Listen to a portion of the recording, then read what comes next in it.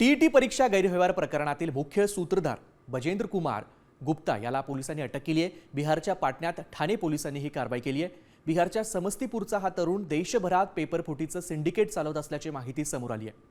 यापूर्वी भिवंडी पोलिसांनी केलेल्या कारवाईत इतर 3 आरोपींना ताब्यात घेण्यात आलं होतं। त्यांच्याकडून परीक्षेचा प्रश्नसंच जप्त करण्यात आला होता। आपण बघतोय की टीईटी परीक्षेचा जो गैरव्यवहार झाला होता, हा पेपर फुटला होता। भिवंडीतून हा पेपर फुटल्याचा प्रकार समोर आला होता।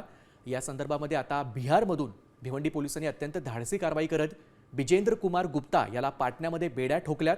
साम टीव्हीने सततच हा मुद्दा लावून ठेवला होता।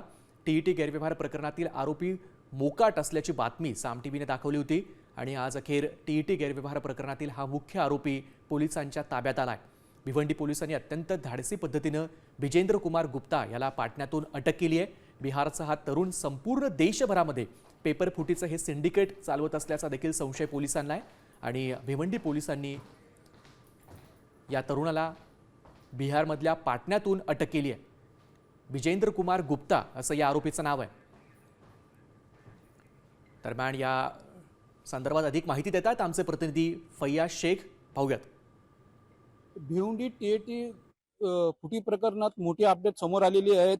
बिहारमधून ब्रिज कुमार गुप्तासह त्याच्या साथीदाराला अटक करण्यात आलेली आहे। आतापर्यंत 12 आरोपी हे अटक करण्यात आले होते आणि यानंतर भिवंडी पोलिसांनी बिहारमधून मुख्य जो आरोपी आहे ब्रिज कुमार गुप्ता त्याच्यासह एका साथीदाराला अटक केली। एकूण 14 आरोपी आता पोलिसांच्या ताब्यात असून थोड्याच वेळात न्यायालयामध्ये हजर करण्यात येणार आहे।